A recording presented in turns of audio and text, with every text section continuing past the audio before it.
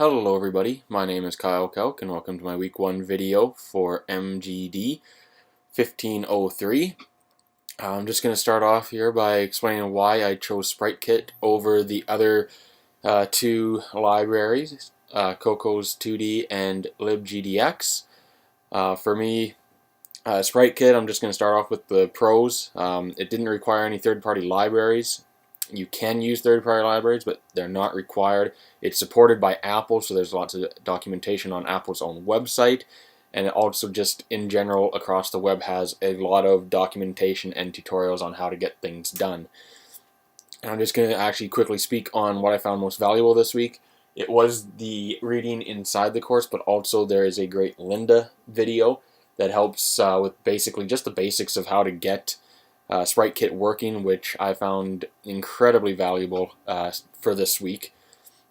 The cons for Sprite Kit, unfortunately, it's not cross-platform, and there's actually no integrated tile map framework. What this is basically, tile map, you can map out at long levels, so think of something like in Super Mario Brothers on the Super Nintendo. It's just mapping out a really long level, so you don't really have to worry about getting too much things involved.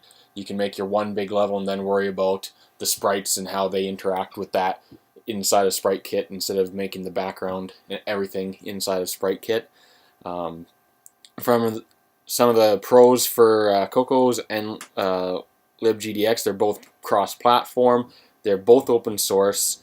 Coco's has a mature framework. It's been around a while. libgdx has good documentation and it is constantly improved upon, as well as so is Coco's.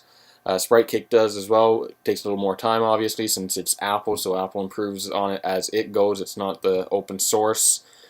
Cons for Coco's, it can be difficult to find documentation, and it does require additional libraries and frameworks.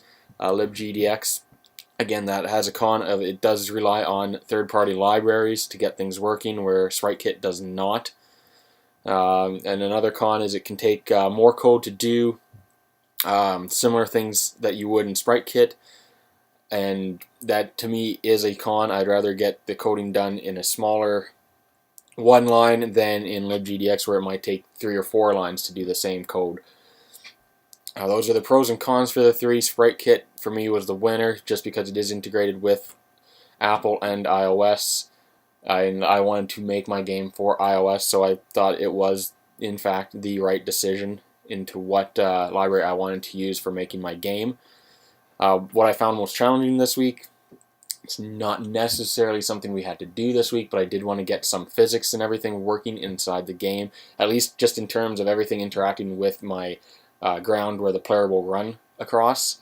I did have issues with trying to get some collision detection set up for my obstacles.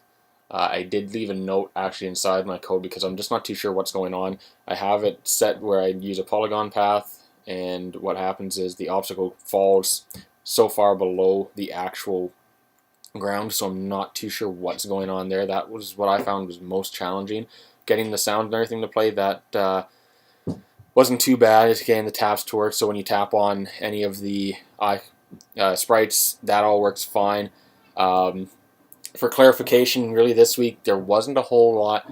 I was able to get this week's stuff done. Moving forward, I know right away, most likely clarification in terms of getting the obstacles to where the collision detection is what I want it to be. I know I can use a rectangle, but I feel like just because the way the player has to jump over obstacles, it could feel cheap if you end up dying, hitting an obstacle while you can see that your sprite did clear it, at least in terms of what the image of the sprite shows.